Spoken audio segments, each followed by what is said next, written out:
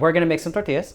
And the way that we're gonna do this is we're gonna smash and pass. And I just really wanted to say that. I just really wanted to say smash and pass. Why does it have to be smash or pass? ¿Por qué no los dos? Hello and welcome to Anime a la Carte, where we are serving up some delicious anime and tasty food. My name is Daniel Dueñas, and beside me I have the lovely Erika Enchanted. Hi! I am so excited to have you here for our first episode of spooky season. I'm excited to be here. I love spooky season. It is ready. It is only appropriate that you were here to kick this off with me. And in honor of spooky season, we are going to be making one of my personal favorite dishes, some Soy-Rizo with fresh made corn tortillas. It smells so good already.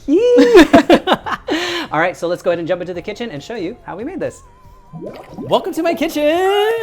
It's not like it's your first time here, I know. but I love having you here. But I'm excited to finally cook in your kitchen. That's true. So. That's true. I am very excited to have you in the kitchen cooking today. Today we're going to be making some Soy-Rizo. We're going to have some papas, some eggs, and we're going to mix it all together and fresh made tortillas. Did I make the masa? No. They don't know. You could have said you did. I just, here's the thing. I need people to know that making masa isn't hard. It's literally like corn flour, water, salt, and just like mix until you get like the texture. But sometimes you just want to pay $2 to avoid that work because that's what this costs. That's fair. That's what this costs. And this is gonna make enough for the two of us and the crew. You're gonna be my tortilla maker. Now, this is very much like the rite of passage for every, at least like Mexican American child in the family. You start off by rolling the masa.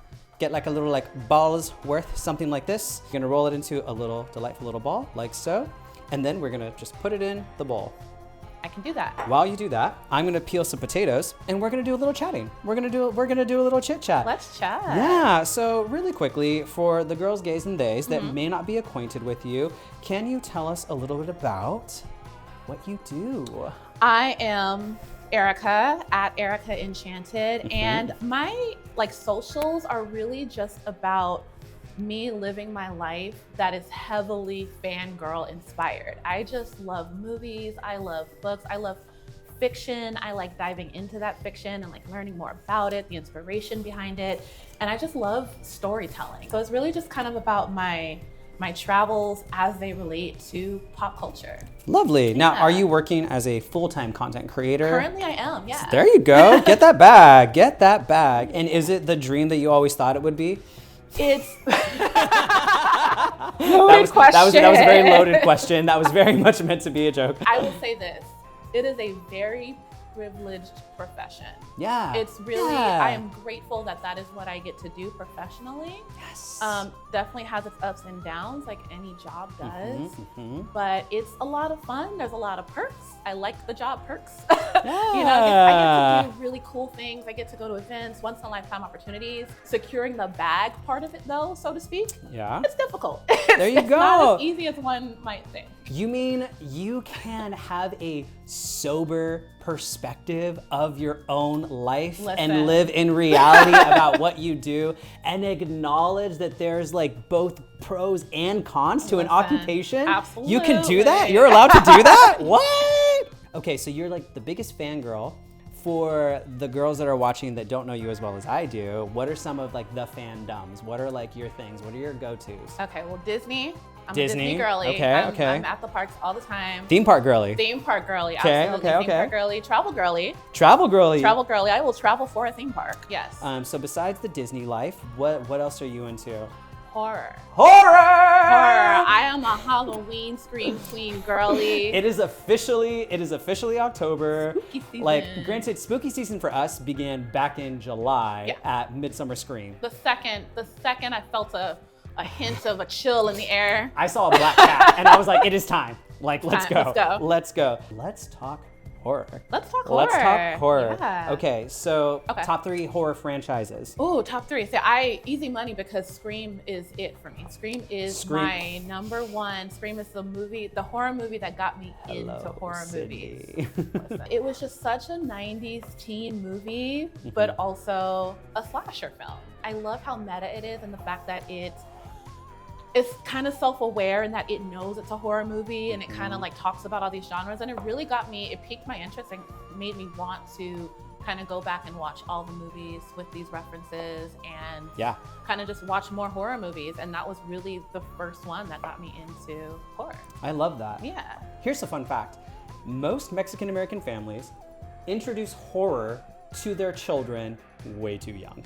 I cannot speak to black families. I don't know if it's a similar, is it a similar thing? It was similar, okay, yeah. Okay. The first horror movie that I remember watching as a child was Child's Play.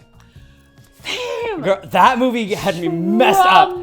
Right, you do not introduce a child to a horror film about toys. There was an evening when I had this really bad hallucination spell to where like I saw this like large teddy bear like moving and crawling towards me in the middle of the night. I freaked out, screamed, you know, grandma gets out of bed, uncle comes bursting into the room, slams on the lights, and it's just like this, it's this teddy bear, it's this big teddy bear, and they're like, what is wrong with you? And it's just chilling. Yeah, they're like, what is wrong with you? I'm like, it moved, it freaking moved! Listen. Like, it was coming for me. So fast forward a couple of days, my older sister and my older cousin, who are approximately the same age, they're only a couple years apart, they decide that we're gonna play, you know, hide and seek or whatever. And so it's like, okay, fine. And so they tell me to go hide. I should have known something was up because they let me go hide and didn't make me it. Because like the youngest is always it, you know what I mean? Was in a bedroom and then they found me, but they didn't tag me. They managed to push me into a closet that doesn't have a light, very important to note, push me into a closet and close the door on me. And so I was like trying to like get out. And that's already like uncomfortable. But then they took the teddy bear. They took the freaking teddy bear, opened the door, threw it in with me, and then locked me in the closet. Right? Who does that? How old were you? That? I couldn't have been older than like 6. I might have been like 5 or 6. I was so little. Wow. Yeah. The fact that you're like, okay now. Right? Therapy is worth every dollar. Absolutely. All right? My goodness. I have a similar story. Go. I want to hear it. Except I was on the other end of it. Okay, she was older though. She was not 6. My little sister, I want to say she was maybe like 12. But there was this my size Barbie doll. Same thing. Again, we all saw Chucky way too young. And it was the my size Barbie doll, so like a 4-foot doll. And we were at a friend's house, and I think we were sleeping over at that friend's house, like a family friend. And it was just like, oh, look at my doll from my childhood, and you know, blah, blah, blah. And my sister was like terrified of it. She's like, I want no parts of it. She's looking at me. Absolutely not right. Well, we managed to get the doll to our house, unbeknownst to my sister. Oh, no. So it's not even like, so first of all, she's not even thinking this doll is going to be in our home, right? Put it in the closet. Oh my God. And they were like, hey, Tamara, that's my sister's name. We're like, hey, Tammy, come something. Can you get me whatever out the closet? No. Now, a step further, my friend is in the closet at the doll's ankles, waiting. So she opens it and the doll takes steps. And when I tell you, she ran down the street. We had to get in a car to go get her. She plays softball, so she can run. She said, she wasn't like, what's going on? She was like out the door. But it made me feel good to know that my sister has final girl energy. She got out of there. Factual.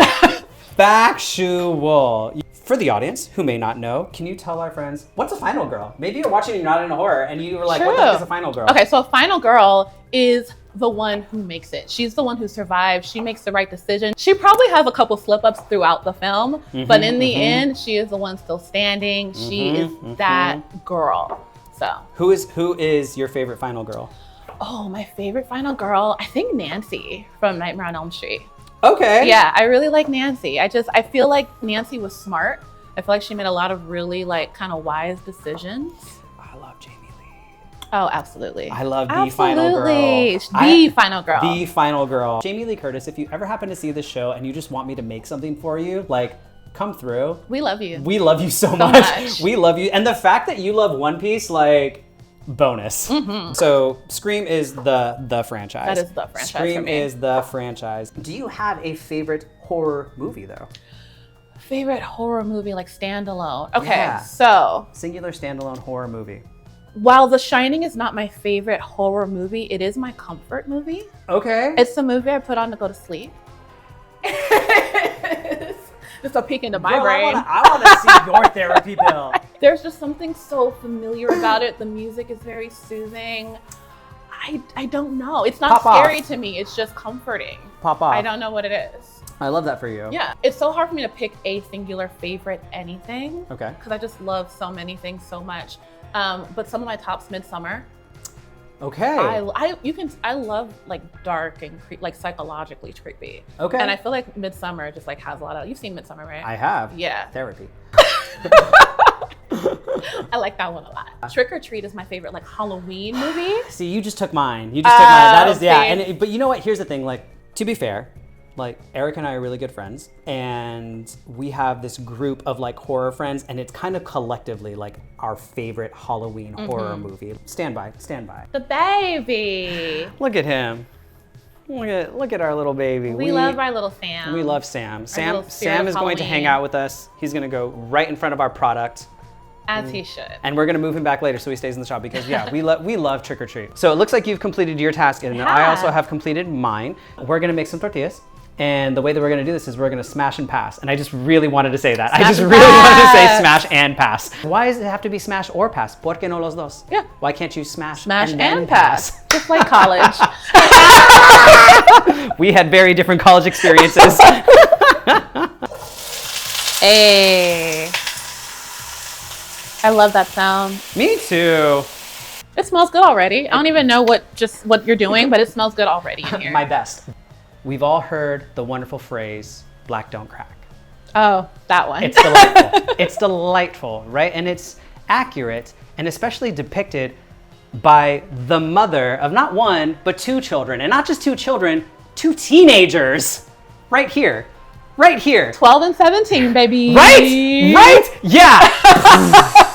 I feel like you're only as old as you allow yourself to be. Say it again. Say it again into the camera. You are only as old as you allow yourself to be. Yes. I keep my youth by just living my life. I don't feel a day over 25, but I am in fact 40.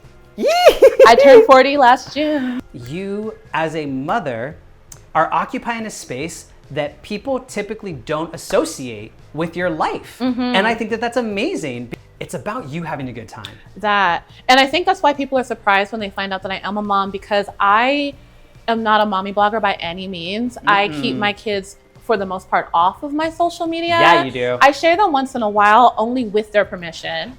Pausing. If you are using your children for social media clout, for likes, for views, you're gross, you're disgusting, and I cannot wait for the retroactive repercussions that will come when legislation finally catches up with protecting children who have been subject to this lifestyle. I cannot wait. To be fair, there are kids who love it.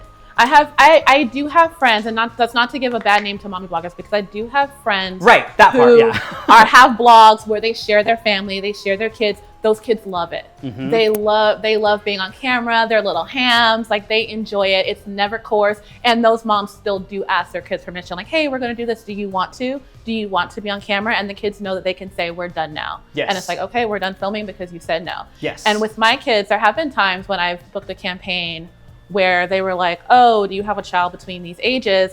And I asked for permission first. Can I take this campaign? Do you want to do it? Are you down? And when it's paid, they get paid. I pay my kids. They have a Coogan account and the money goes into their account. It's so important to also teach your kids their worth. Yeah. Teach them that they are valuable. Teach them not to be taken advantage of, even by you. I'm not going to apologize, but I will at least like cool off. This is something that is very near and dear to my heart because it's so infuriating seeing kids who are clearly unhappy and uncomfortable and do not want to be utilized in this way, being forced into a position by the people that are meant to protect them. It breaks my heart. I'm glad you brought it up because it is something I'm very passionate about. And the other side of that coin is that I sometimes get criticism for not sharing my kids because they're like, oh, you're so busy with your friends. You're doing this, you're doing that. You're not at home being a mom of the year. And I'm just like, you have no idea what I'm doing at home because I'm not posting that part of my life. Yeah. Dude, the internet is crazy. Yeah. The reaches that people will go through just to tear somebody down. As if you have any idea what goes on in my home. So bizarre to me. And as somebody who is fortunate enough to have met your kids and been out with you and your kids and watched you be a mommy, like, one, it's kind of weird. It's kind of weird. You do it so well. Thank you. You do it so well. And I'm just like, I love it. I love it. As a mother, what is it like for you raising kids in this social media era? So my daughter is 12 and she is not allowed to have social media. I love that. Yeah. I love that. She has a phone, but I check it periodically without warning. I do that with my son as well. I've kind of stopped now that he's 17 because he's a good kid and I can trust him. Any apps she has on her phone, they're all under lockdown. My husband's very, Vince, he's very into tech. So he has it so that like we can monitor every single thing. Our husband. Me and Daniel are sister wives, in case you didn't know. She's fine with it. She understands. She has friends who are like on Instagram and TikTok and things. And every once in a while, I'll let her look over my shoulder when I'm like scrolling TikTok and something is cute or funny. And she'll watch like the compilations of certain things like on YouTube. But as far as her participating in that space, she's not ready. My son got his social media when he turned 15, when he started high school.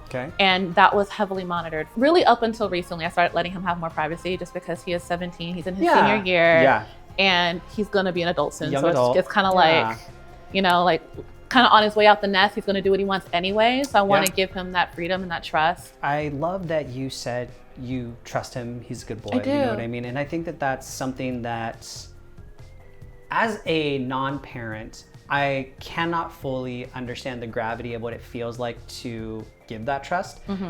But I do know that it is challenging for some parents. And I feel like it's not so much like I don't trust them. It's I don't trust the world around them sometimes. You know what I mean? That is the difficult part, and that could be a whole other episode. Let's say there are other moms out there with young people who are navigating social media and they don't have the experience that you have with social media.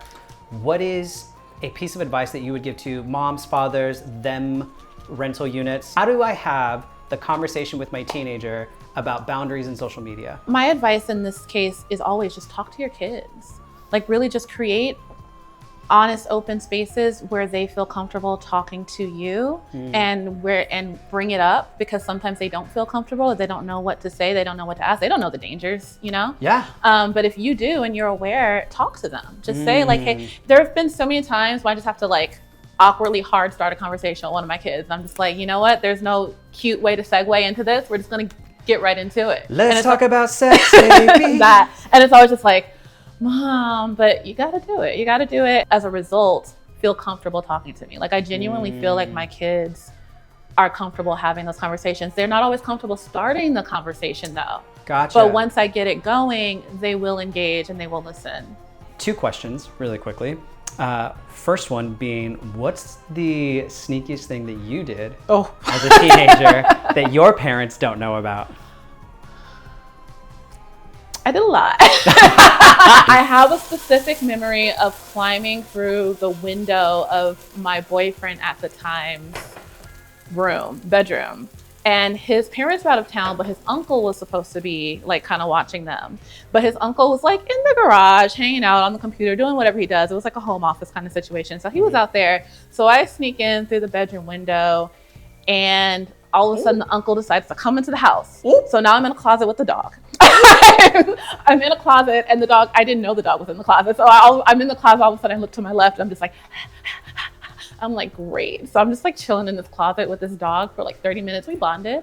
Wait, did you get caught? I need to know. No, I never got caught. We never got caught because he eventually went to bed and then I left the closet. I too left the closet. You did, and we're so proud of you. Want to know how boring I was? Yes, let me know. So I really didn't have friends until I joined a cult.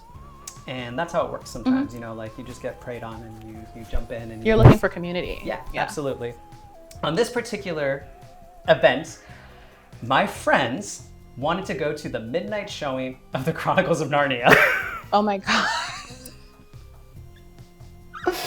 And not sneaking out to see Chronicles. No, it gets worse. It gets worse. So my friend who's older than me is like gonna pick me up. I'm not gonna tell my friends and I'm not gonna ask my parents. And so I get dressed and I open my window and I'm about to pop the screen out of my window. And I was a Christian at the time, so I felt conviction. So I stopped and I went into my parents' bedroom and was like, hey, and they were like asleep. So they're like, what's going on? And I was just like, I was about to sneak out to go see a movie with my friends, but I don't want to sneak out can I go see a movie with my friends? Aw, and they let you go. And they let me go. Now, to let everybody know, what is your current anime intake? Are you like big into anime? Are you just like, oh, I casually watch anime? Or are you like, I don't know anything about anime? I would say casual. I grew up on anime. I've never been like super deep anime girly myself. My brother and my sister are very anime heavy, and a lot of my friends are. So I was introduced to it pretty early on, and I still casually watch from time to time. I have my shows that I watch.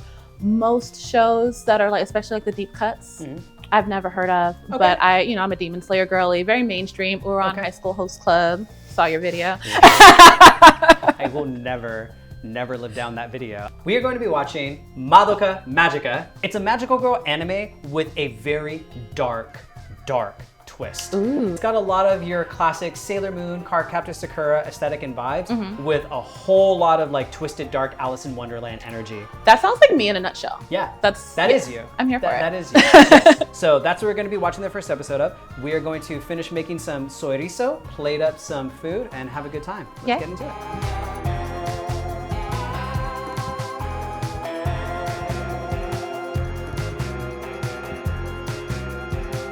I am so excited for this. So first bite with our Soy-Rizo. Wait. Okay. You ready? Yeah.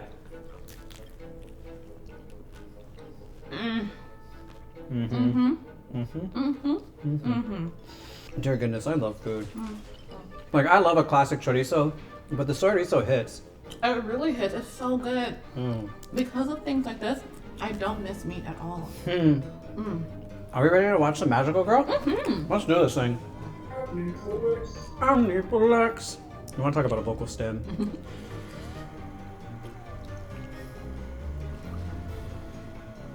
So it's not horror, it's just like spooky vibes. Look at this shot. You're gonna tell me it doesn't give you spooky energy? From the Ooh. Yeah, exactly. There's literally right a girl running in the first shot. Right out the gate. There's a white man behind her. That's terrifying. But do you actually trust that it's an exit sign? You know what I mean? Where are you, girl? There's so much happening right out the gate. I'm like, what is going on? Ah, look at her. You know she's a boss. Hell yeah. You know she's a boss. Hell yeah. Look at that leap. Look at her go. I'm sorry, you want to try and squash me with the building? Psych! I forgot how quickly I was invested in this show. You jump in so fast. And of course, the cute talking animals. Essential. Every natural girl needs one.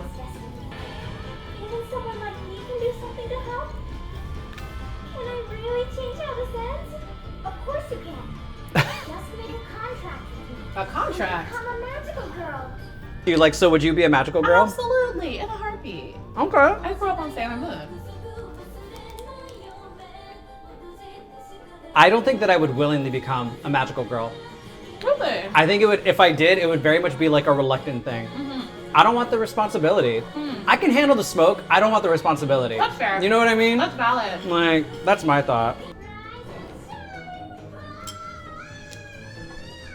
Who was waking? Actually, no. I was gonna be like, who was waking up their mother? That was me. I was like, that was literally. That was me too. I was waking up my mom. I was like, Mom, I gotta go to school.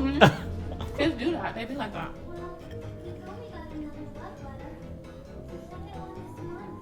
Such a wonderful mother-daughter conversation about relationships and crushes. Like, I didn't even plan that, but like, we were just talking about this. Here's what I love about this show. I love that she very much is designed to me as what I believe a high schooler thinks a magical girl is supposed to look like before she gets her powers. Like, there's the right level of like innocence and wonder. And like cute. Yeah, you know what I sure. mean? There's just something so youthful about these character designs that I really appreciate. Already, it's very adorable. Like, Yes. It's so cute. Yes. Also, live for a stay-at-home dad. Yes, me Like, too. she is going to bring home. Look at that! Mwah! Love Absolutely. you. Yeah, she goes off to work and he's got the apron and happy about it. He straight up. Love it. That was a high five out the door from your daughter. I love it. So cute. This is my dream. This is what I want, minus the 2 kids. Big warm welcome to our new classmate. There's always a new student. Always. There's always a new student. And she always just comes in looking like a badass too. Right? Mm-hmm. I love an aloof, like, too good for the world character. I love it. It's always a girl that I like want it to be. I'm absolutely not that girl, but I always kind of like want it to be her. Yeah. Same.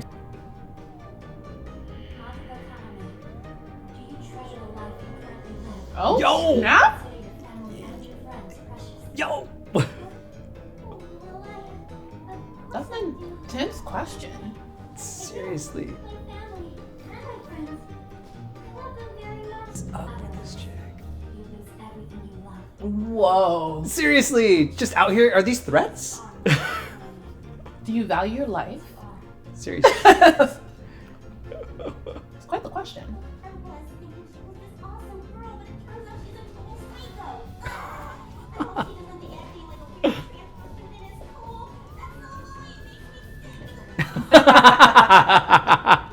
She said, no, not a pick-me girl. I know. The jumps are just jarring, but like not in an unpleasant pacing way. It's just like, wait. Wait, is this still a thing? Do you remember going to Warehouse Music and doing this? I do remember that. I don't think that's a thing anymore. Amoeba. Amoeba, right? Yeah. You can go to Amoeba. Yeah.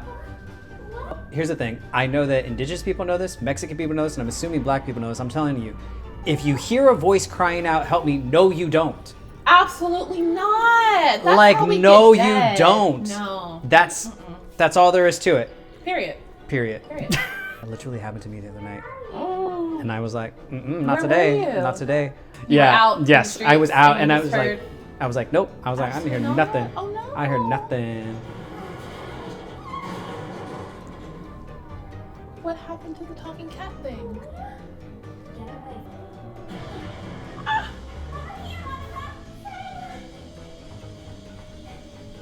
That's a real one. That's a right there. homie. That's a real one.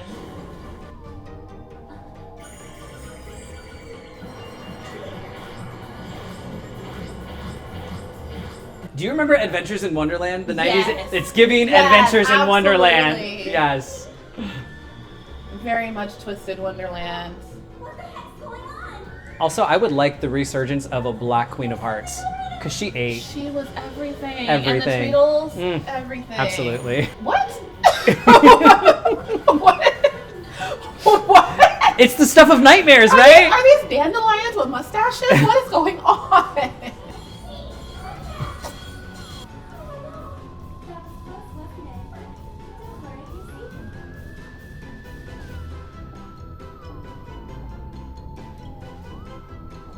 Come on, transformation. Let's go. Boots the house down.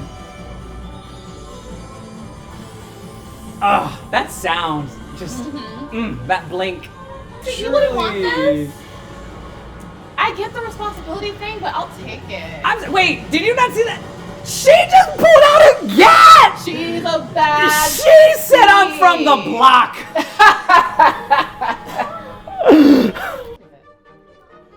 A bunny cat?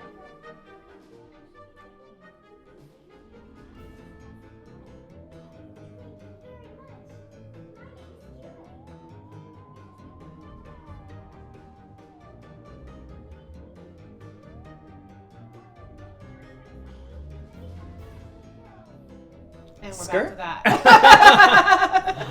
Casual. That was cute. She's a vibe, isn't she? She is. Okay, so let's chat. Thoughts? In true anime fashion, Mm-hmm. first episode gives me nothing. It's like, here's some crumbs. Yeah, here's some some stuff. crumbs. Yeah. But how was your taste? My taste is good. Okay. There's just enough like weird stuff happening that I want Yes. to know more. Main girl is cute. I don't have a ton from her yet. I'm more interested in those two other girls. So like seemingly already magical girls. I want like more of them. I want to know their relationship and like what, especially that dark spooky one. So I'm Homura. just like, yeah. Yeah. I think that this anime does a really great job with the writing. Everybody brought their A game. It does a really great job with the writing and the way that it just like slowly has the story progress. And two, artistically, you get so much more of that grim, grit, dark, like goodness. It's seeming like something I could maybe watch with my daughter. It looks very like cutesy with like a little bit of creepy. It's definitely got cutesy and creepy. Here, I'll say this for you and for all the parents, have the conversation with your kiddos. I would definitely recommend watching it before you full-fledged like go into it with your kiddos, because it does get graphic. It does get violent. It does get very, very violent. And so the first episode is not indicative of that at all. Yeah, no. If violence is something that like in your household you don't really like to like have a lot of, go through it. It gets there. But there's so many really well done, I was gonna say beautiful, but really well done dark themes. Ooh, I love the dark. Yeah. I love dark themes. Okay, that's exciting. Do you think that you'll continue to watch? Absolutely. I need to know more. Like, my curiosity is peaked at this point, so I'm absolutely gonna like continue watching it. Yosh. That was all that we have for today's episode of Anime a la Carte. Again, my name is Daniel Dueñas, and this is, again, the lovely Erika Enchanted. Please make sure you go and show love on all of her platforms as shown here, and we will catch you next time. Bye!